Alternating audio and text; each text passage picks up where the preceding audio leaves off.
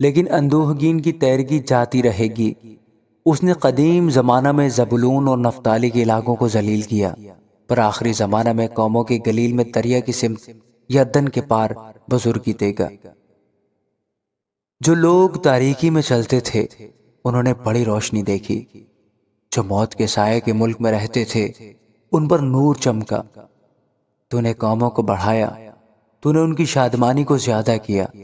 وہ تیرے حضور ایسے خوش ہیں جیسے فصل کاٹتے وقت اور غنیمت کی تقسیم کے وقت لوگ خوش ہوتے ہیں، کیونکہ تو نے ان کے بوجھ کے جوئے اور ان کے کندھے کے لٹ اور ان پر ظلم کرنے والے کے عصا کو ایسا توڑا جیسا مدیان کے دن میں کیا تھا، کیونکہ جنگ میں مسلح مردوں کے تمام سلاح اور خون آلود کپڑے جلانے کے لیے آگ کا ایندھن ہوں گے۔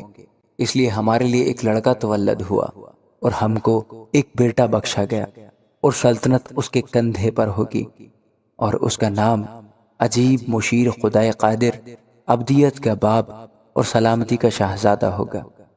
اس کی سلطنت کے اقبال اور سلامتی کی کچھ انتہا نہ ہوگی۔ وہ داؤد کے تخت اور اس کی مملکت پر آج سے ابد تک حکمران رہے گا، اور عدالت اور صداقت سے اسے قیام بخشے گا۔ رب الافواج کی غیوری یہ کرے گی۔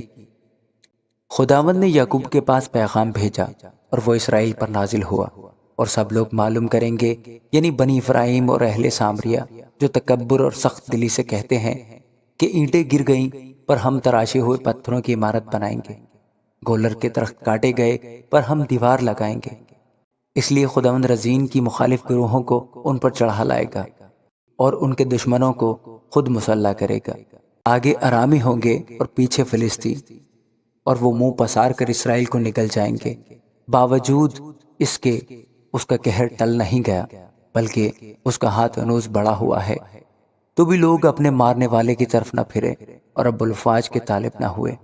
اس لیے خداوند اسرائیل کے سر اور دم اور خاص و عام کو ایک ہی دن میں کاٹ ڈالے گا۔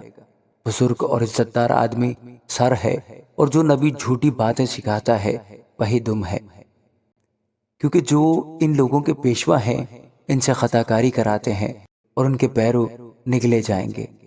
بس خداوند ان کے جوانوں سے خوشنود نہ ہوگا، اور وہ ان کے یتیموں اور ان کی بیواؤں پر کبھی رحم نہ کرے گا، کیونکہ ان میں ہر ایک بے دین اور بد کردار ہے، اور ہر ایک منہ حماقت اگلتا ہے۔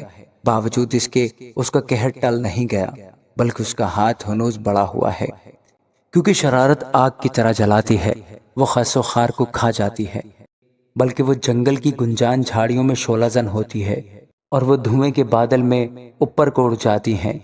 رب الفاج کے قہر سے یہ ملک جلایا گیا ہے، اور لوگ ایندھن کی مانند ہیں۔